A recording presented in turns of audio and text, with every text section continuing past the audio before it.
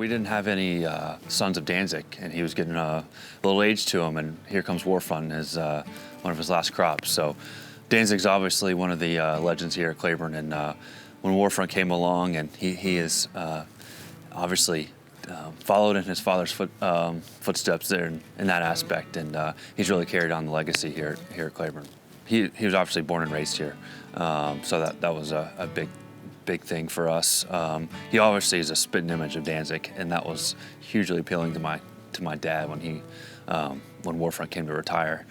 His race record obviously wasn't probably as sparkling as maybe some other stud prospects going to stud that year. Him and First Samurai came in at the same time, and his First Samurai was kind of the talking horse, and Warfront was almost forgotten about. But what really led my dad to Warfront was his spitting image of Danzig, so he thought.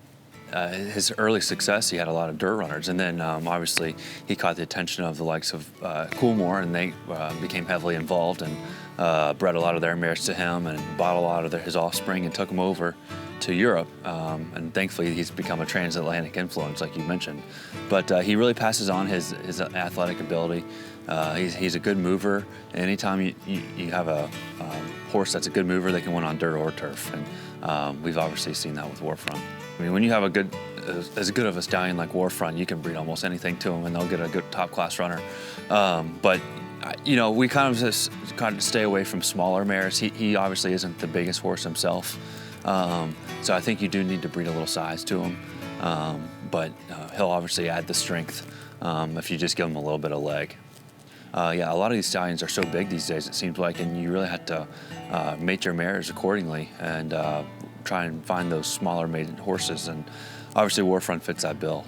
I mean, like we were saying, Danzig, we were a little worried his reign here at Claiborne was going to come to an end just because we didn't have a son to carry on his legacy, but here comes Warfront, and I think Warfront has had 12 individual son sire stakes winners already.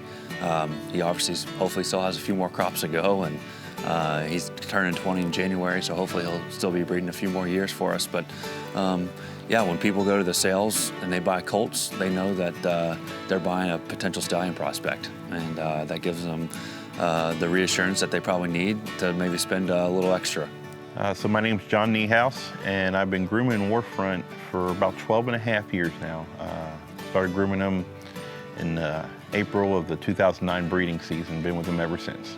You know, real straightforward, he's smart, he's got a lot of class. Every day is the same with him. He's really consistent in his behavior. You know, all these stallions can kind of have a dominant personality, strong personality, but he's pretty good day in and day out. He's on the same routine as all the stallions, and he's just a really easy horse to get around, so he don't really require any kind of, you know, he gets the best treatment, but nothing really special.